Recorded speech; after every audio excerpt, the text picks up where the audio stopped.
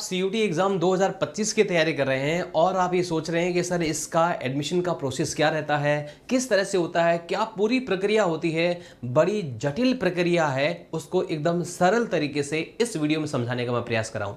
तो चलिए शुरू करते हैं ये सेशन। प्यारे विद्यार्थियों, आप सीयूटी एग्जाम 2025 देने वाले हैं तो आपको बहुत सारी बातों का पता होना बहुत जरूरी है और बहुत सारी बातें क्या क्या है उन सब की डिटेल से इस वीडियो में हम चर्चा करने वाले हैं और बिल्कुल संक्षेप में करने वाले हैं। न्यू एडमिशन प्रोसेस किस तरह से होता है, क्या क्या करना होता है, कौन से स्टेप होते हैं, कब कब होते हैं, सारी की सारी बातें हम करने वाले। तो चलो शुरू करते हैं। शुरू करने से पहले आपको बता दें कि उत्कर्ष दीपावली डबल धमाका ऑफर के अंदर आपको 24 अक्टूबर से 3 नवंबर के बीच में सीयूटी के जितने भी कोर्सेज हैं उनमें अप टू 90% का डिस्काउंट मिल रहा है और साथ ही स्पोकन इंग्लिश एडवांस कोर्स बिल्कुल फ्री मिल रहा है। तो इस दीपावली उत्कर्ष के साथ कीजिए अपने सपनों को साकार। सीयूटी की पूरी जानकारी समझिएगा।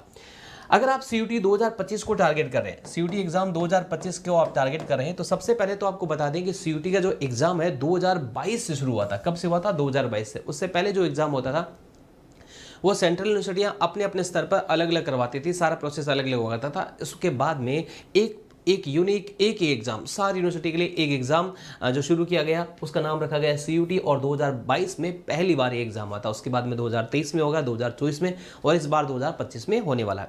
ये आप 12th कर लेते हैं, उसके बाद में अगर आपको अंडर ग्रेजुएट प्रोग्राम यानी ग्रेजुएशन करना होता है टॉप यूनिवर्सिटी से, तो उसके लिए आपको एग्जाम देना होता है। चाहे आप वो साइंस से, कॉमर्स से, ह्यूमैनिटीज से, किसी से करें या कोई और डिग्री ले, तो आपको ये एग्जाम देना होता है। सबसे पहले 2022 में जब ये लॉन्च किया गया तो केवल सेंट्रल यूनिवर्सिटी के लिए लॉन्च किया गया था। देश की जितने भी सेंट्रल यूनिवर्सिटी है उनके लिए सीयूटी का एग्जाम 2022 में लॉन्च किया गया था। लेकिन इस एग्जाम की जो खासियत है उसको देखते हुए स्टेट यूनिवर्सिटी है उन्होंने भी इसको अडेप्ट कर लिया, प्राइवेट यूनिवर्सिटी है उन्होंने भी अडेप्ट किया और गवर्नमेंट इंस्टीट्यूशन है वो भी इस सीयूटी के एग्जाम के माध्यम से अंडर ग्रेजुएट प्रोग्राम के अंदर विद्यार्थियों को एडमिशन देते हैं। और वर्तमान की हम बात करते हैं तो 250 से अधिक यूनिवर्सिटी सीयूटी एग्जाम के माध्यम से अपने यूनिवर्सिटी के अंदर स्टूडेंट का एडमिशन लेते हैं।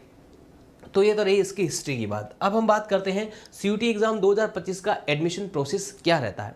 सबसे पहली और खास बात तो जो एनटीए नेशनल टेस्टिंग एजेंसी है वो क्या करता है, कैलेंडर जारी करता है और कैलेंडर मोस्टली अपना नवंबर दिसंबर में जारी करेगा। इस बार नवंबर दिसंबर 2025 में एनटीए अपना कैलेंडर जारी करेगा। जिस तरह से नीट जेई के एग्जाम का वो कैलेंडर डेट वगैरह अनाउंस करता है, ठीक ऐसे ही सीयूटी के एग्जाम की डेट भी उसी के साथ में आपकी रिलीज कर दी गई।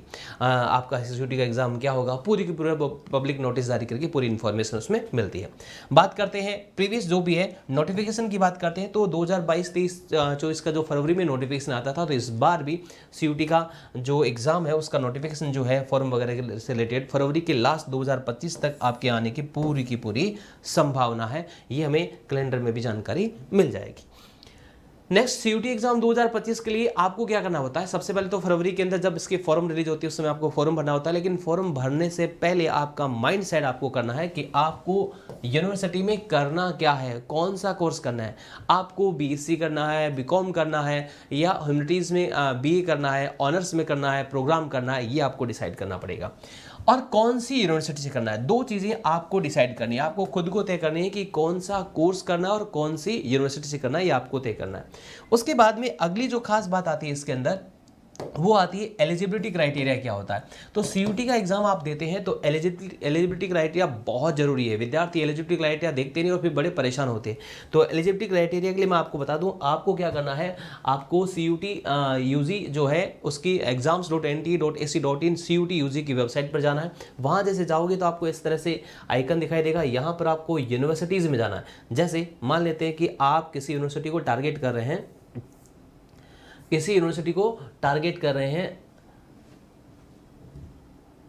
मान लेते हैं कि आप किसी यूनिवर्सिटी को टारगेट कर रहे हैं। अभी इसमें कुछ एरर आ रहा है तो उस यूनिवर्सिटी का आपको नाम दिखाई देगा। यूनिवर्सिटी का क्या आपको नाम दिखाई देगा। जैसे आप यूनिवर्सिटी पे यहाँ पे जाते, अच्छा आ गया, नहीं आ रहा, यूनिवर्सिटीज़ का आपको नाम दिखाई देगा। ये बहुत सारी यूनिवर्सिटीज़ हैं, यहाँ पर नाम दिखाई देगा आपको अलग अलग। जैसे मान लो कि आप बीएचयू को टारगेट करें, बनारस हिंदू यूनिवर्सिटी को टारगेट करें, तो जैसे इसको आप क्लिक करोगे तो इसमें आपका एलिजिबिलिटी क्राइटेरिया आ जाएगा कि आप क्या करना चाहते हैं। जैसे आप बीए ऑनर्स सोशल साइंस करना चाहते हैं, आपको दिखाई नहीं देगा, मैं थोड़ा जूम कर देता हूँ।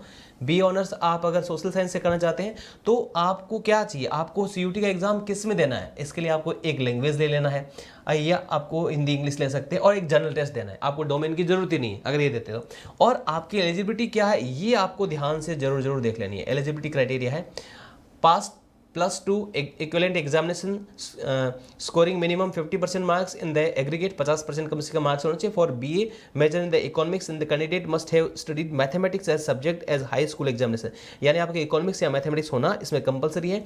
इसके अलावा एज लिमिट भी है यहाँ पे 22 साल से ज़्यादा का नहीं होना चाहिए आपका, और ये 1 जुलाई 2024 से एप्लीकेबल आपका है, और 2 जुलाई 2022 का ये आफ्टर के बेस में होना चाहिए। तो ये आपको देखना बहुत जरूरी है। जैसे मैंने आपको बीएचयू को बताया, ठीक इसी तरह से अलग अलग यूनिवर्सिटी का सबका है, अलग यूनिवर्सिटी। तो जिस भी यूनिवर्सिटी को आप टारगेट कर रहे हैं उसको जाकर के ऐसे देखना है, ताकि आप जिस कोर्स और प्रोग्राम को आप देख रहे हैं तो उसके लिए आप एलिजिबल है या नहीं वो आपको पता लग जाए।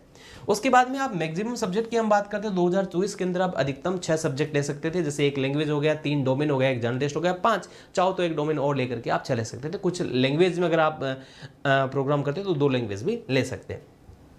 सीयूटी के अंदर हम जो एग्जाम होता है उसमें सेक्शन 3 होते हैं, section first, section second, section third. Section first जो होता है वो लैंग्वेज का होता है, उसमें से आपको एक लैंग्वेज लेनी होती है। सेक्शन सेकंड जो होता है डोमेन का होता है, टोटल 29 डोमेन होते हैं, उसमें से आपको 3 डोमेन का चुनाव करना होता है। और सेक्शन थर्ड जो होता है वो आपका जर्नल टेस्ट का होता है। क्या होता है? जर्नल टेस्ट का होता है। तो बेस्ट कॉम्बिनेशन की बात करते हैं तो language plus domain plus GT, ये बेस्ट कॉम्बिनेशन हो गया। 1, 3 और 1 टोटल कितने हो गए? 5 सब्जेक्ट का आपका टोटल हो जाता है। नेक्स्ट बात करते हैं, उसके बाद में आपको क्या मिलता है? आपको सबसे पहले फरवरी के अंदर सबसे पहले कोर्स और कॉलेज दिमाग में सेट करना है। उसके बाद में फरवरी में जैसे ही फॉर्म होता है तो फॉर्म आपको भरना है।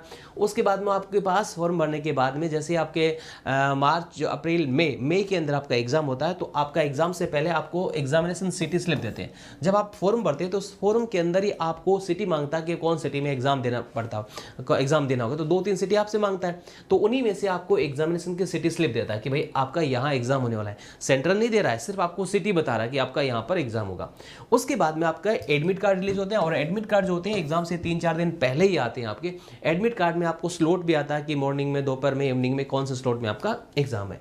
उसके बाद में यूनिवर्सिटी एडमिशन पोर्टल, देखो जैसे जैसे आपके एग्जाम चल रहे होते हैं उसी के दौरान यूनिवर्सिटी अपना एडमिशन पोर्टल ओपन करती है। तो वहाँ पे एडमिशन पोर्टल जैसे यूनिवर्सिटी ओपन करती है तो हम भी आपको अपडेट देते रहेंगे, आपको भी ध्यान रखना है। एडमिशन पोर्टल ओपन होता है तो वहाँ पर हमें रजिस्ट्रेशन करना होता है।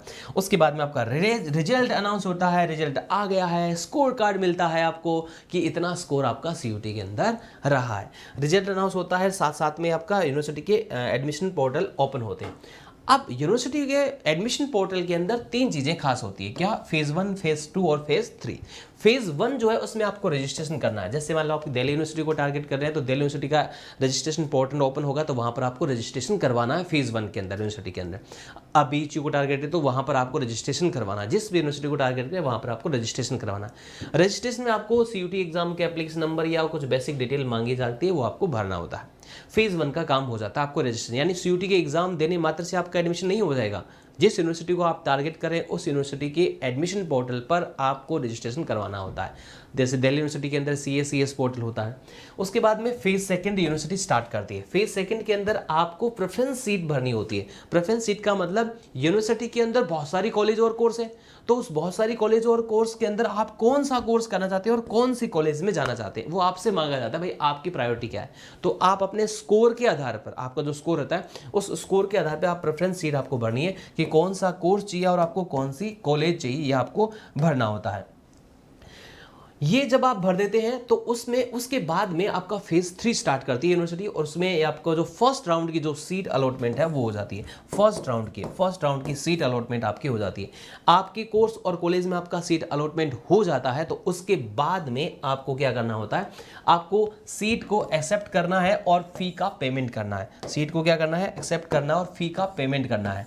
यानी कुछ यूनिवर्सिटी ऐसी होती है जिसमें फी का पेमेंट किए बिना आपकी सीट एक्सेप्ट होती ही नहीं है, तो सीट एक्सेप्टमेंट और फीस का पेमेंट करना होता है। और फिर जैसे ही आप ये कर देते हैं तो जो सीट या कोर्स या कॉलेज आपको मिला है तो ऑनलाइन वेरिफिकेशन करती है वो कॉलेज, अपने स्तर पर ऑनलाइन वेरिफिकेशन करती है। उसके बाद में आपके पास जब आप सीट एक्सेप्ट करते हैं तो उसके पास 2 ऑप्शन होते हैं आपके पास, एक अपग्रेड होता है, एक फ्रीज होता है। एक तो होता है अपग्रेड और दूसरा क्या होता है? फ्रीज होता है। अपग्रेड का मतलब होता है आप चाहते हैं कि भाई आपने जो प्रेफरेंस भरी थी, मान लो कि आप दिल्ली यूनिवर्सिटी को टारगेट कर रहे हैं और आपकी थी, आप कॉमर्स के स्टूडेंट है तो SRCC आप टारगेट कर रहे थे या और कोई कॉलेज आपने, आपकी फर्स्ट प्रायोरिटी थी, second priority, third priority, fourth, आपको ये कॉलेज अलॉट हुआ है।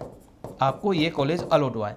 आप चाहते हैं कि यार मुझे एसआरसीसी मिल जाए, तो आप क्या करेंगे, अपग्रेड दबाएंगे। आप क्या करेंगे, अपग्रेड दबाएंगे, तो आपका सेकंड राउंड के अंदर अपग्रेड हो जाता है तो आपको ये कॉलेज मिल जाएगी, अगर आपके नंबर उसके हिसाब से होते हैं तो। अगर अपग्रेड हो जाता है तो आपको ये कॉलेज मिल जाती है तो बहुत बढ़िया है। अगर आपको अपग्रेड नहीं होता तो ये सीट तो आपकी रहेगी, ये सीट कहीं जाने वाली नहीं है। आप चाहते हैं कि भाई मैंने ये जो मुझे कॉलेज मिली है मैं इससे संतुष्ट हूं, तो आपको अपग्रेड बटन नहीं दबाना, आपको फ्रीज कर देना। फ्रीज करोगे तो आपकी वो कॉलेज फिक्स हो जाएगी, उसके बाद में अपग्रेड नहीं कर सकते। एक और खास बात ध्यान रखना, अपग्रेड करने के बाद मान लो कि अपग्रेड हुआ, आपको ये कॉलेज मिल गई, फिर आप ये चाहते हैं तो नहीं मिलेगा। अपग्रेडेड कॉलेज मिलने के बाद में आपको वापस आप नीचे वाले कॉलेज के अंदर नहीं जा सकते। इस तरह से आपका कॉलेज के अंदर एडमिशन हो जाता है। तो ये पूरी की पूरी जानकारी थी, मैंने आपसे साझा करती है किस तरह से सीयूटी का पूरा प्रोसेस, फॉर्म भरने से कोर्स, कॉलेज के, यूनिवर्सिटी के कॉम्बिनेशन से लेकर के पूरा आपका एडमिशन तक का पूरा प्रोसेस समझा दिया है। उम्मीद करता हूँ आपको पूरी जानकारी समझ में आ गई होगी। और कोई अगर आपको जानकारी चाहती है तो कमेंट बॉक्स में कमेंट करके जरूर बताना, वो भी जानकारी हमसे साझा कर देंगे। आप इस चैनल को सब्सक्राइब करना और इस वीडियो को अधिक से अधिक लोगों को शेयर करना। Thank you.